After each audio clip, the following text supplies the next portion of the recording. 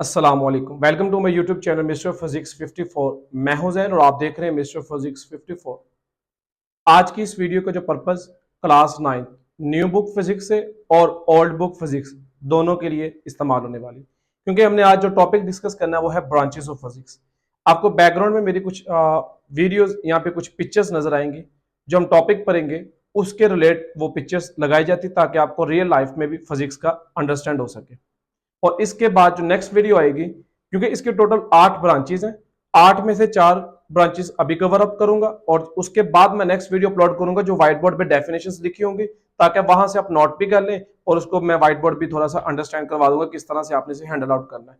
लेकिन अभी जो मैं वीडियो बना रहा हूं ये सिर्फ आपको समझाने के लिए। तो आगे चलो मूव ऑन करूं मैं अपना। तो इस वीडियो में हम देखेंगे ब्रांचेस ऑफ फिजिक्स, जो कि आप लोगों को बता चुका हूं। टोटल 8 ब्रांचेस है, फेडरल बोर्ड में भी और लाहौर बोर्ड में भी। फिजिक्स हमने पढ़ी जिसमें मैटर और एनर्जी के दरमियान इंटरेक्शन के बारे में पढ़ते हैं, और हमने उसमें कहा कि इसमें हम जो स्टडी करते हैं लॉज एंड प्रिंसिपल फिजिक्स के, वो हमारी हेल्प करते हैं नेचर को अंडरस्टैंड करने में। तो दोस्तों और स्टूडेंट्स, आज की इस फिजिक्स की पहली ब्रांच जिसका नेम है मैकेनिक्स फिजिक्स। मैकेनिक्स फिजिक्स की वो ब्रांच है जिसमें हमने बॉडीज की मोशन के बारे में स्टडी करना है कि बॉडी किस तरह से मूव करती है और इस मोशन के पीछे कॉजेज क्या है और इफेक्ट्स क्या है। यानी कि इस मैकेनिक्स को दो तरीके से आपने पढ़ना है। पहले आपने जस्ट स्टडी करनी है what is the motion of an object. किसी जिस्म की मोशन के बारे में क्या आप ख्याल रखते हैं, यानी कि जब बॉडी मूव करती है तो उसके पास क्या क्या आता है, acceleration, velocity, speed, distance, displacement, ये टर्म्स है। अब बॉडी ने मूव क्यों किया, उसके कॉजेज क्या थे, और मोशन करने के बाद, मूव करने के बाद इफेक्ट्स क्या है, वो हम मैकेनिक्स फिजिक्स में स्टडी करते हैं। आगे चलो, दूसरी ब्रांच जिसका नेम है थर्मोडायनामिक्स, और फेडरल बोर्ड में से थर्मोडायनामिक्स के नाम से जाना जाता है और इधर हीट फिजिक्स के नाम से जाना जाता है। दोनों का मीनिंग सेम है, हरारत मतलब है उसका नाम भी, थर्मोडायनामिक्स का भी मीनिंग हरारत ही होता है। मेरा बच्चा, थर्मोडायनामिक्स में आपने हीट का ट्रांसफर करने के मेथड सबसे पहले सीखने हैं कि हीट किस तरह से ट्रांसफर होती है एक जगह से दूसरी जगह, और वो कितने मेथड से ट्रांसफर होती है वो आपने पढ़ना है। इसके 3 मेथड्स हैं। एक होता है कंडक्शन, जो कि सॉलिड्स की मदद से हीट एक जगह से दूसरी जगह मूव ऑन करती है। दूसरा मेथड है कन्वेक्शन, जो लिक्विड और गैस के मॉलिक्यूल्स की मोशन या मूवमेंट की वजह से हीट जो ट्रांसफर होती है उसे हम कन्वेक्शन कहते हैं। और तीसरा इसका जो मोड है, टाइप है हीट को ट्रांसफर करने का, वो मेरा बेटा रेडिएशन से।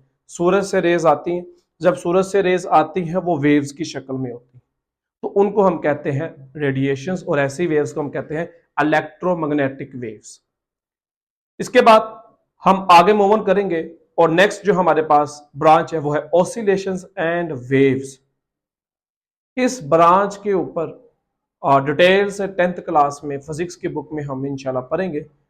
ऑसिलेशन का मतलब क्या होता है। ऑसिलेशन का सिनोनिम्स जो है वो वाइब्रेशन है। मेरा बच्चा, जब बॉडी, मेरे पास ये मोबाइल है और ये मेरा हाथ, ठीक है, अगर ये बॉडी जो है, मोबाइल अगर मेरे हाथ से, अभी कंडीशन उसकी यानी कि मोबाइल की पोजीशन यहीं पे है, यहां से इस तरफ मूव किया, वापस अपनी पोजीशन पे है, रुकेगा नहीं, वापस इस तरफ चला जाएगा। यानी कि अपनी फिक्स्ड को हम फिजिक्स में मेन पोजीशन कहते हैं। अपनी मेन पोजीशन के लेफ्ट, राइट, अप या फिर डाउन, अभी हाथ से तो नहीं गुजर सकता, मैंने वैसे ही आपसे बताया कि लेफ्ट टू राइट या अप एंड डाउन अपनी मेन पोजीशन पे रहकर बॉडी अगर मूव करे हम उसे ऑसिलेशंस कहते हैं, वाइब्रेशन कहते हैं। और oscillation physics and waves physics क्या होती है। वेव्स एक डिस्टरबेंस का नाम है। एग्जांपल समझते हैं, आप एक वाटर लें, उसके ऊपर या पानी के अंदर एक स्टोन फेंक के आप देखेंगे कुछ लहरें बनेंगी आपकी जबान में, फिजिक्स उसे कहती है वेव्स। यानी कि किसी मीडियम में, मीडियम यहां पे वाटर है, वहां पे आपने वाटर में डिस्टरबेंस क्रिएट की जिसकी वजह से उसमें लहरें यानी कि वेव्स पैदा हुई।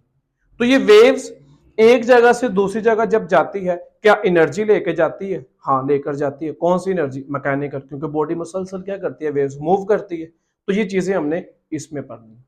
आज का लास्ट टॉपिक और लास्ट ब्रांच, लास्ट ब्रांच नहीं है, लास्ट टॉपिक है, क्योंकि 4 ब्रांचेस हम नेक्स्ट में हम कवर अप करेंगे। वो है atomic physics and nuclear physics. मेरा बच्चा एटम जो केमिस्ट्री में आप डिटेल से पढ़ेंगे फिजिक्स में, एटॉमिक फिजिक्स में भी आप एटम के स्ट्रक्चर के बारे में टीच करते हैं कि एटम की जो साख्त है। अब एटम की साख्त से मुराद क्या कि एटम में क्या क्या पाया जा रहा है। शेल्स होते हैं, सब शेल्स होते हैं, ठीक है, इलेक्ट्रॉन्स होते हैं, प्रोटॉन होते हैं, न्यूट्रॉन होते हैं। Atomic physics and nuclear physics, nuclear physics साथ क्यों नाम रखा, क्योंकि एटम के आपको सेंटर में आपको पता न्यूक्लियस होता है और न्यूक्लियस के अंदर प्रोटॉन और न्यूट्रॉन होते हैं। इनके फंक्शंस क्या है, इन सब को हम स्टडी करते हैं एटॉमिक एंड न्यूक्लियर फिजिक्स में।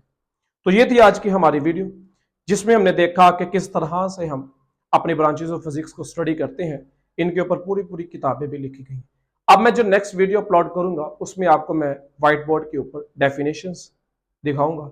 उन डेफिनेशंस को आपने राइट डाउन कर लेना है, और बहुत ही इंपॉर्टेंट डेफिनेशंस और ये बोर्ड का अहम तरीन क्वेश्चन।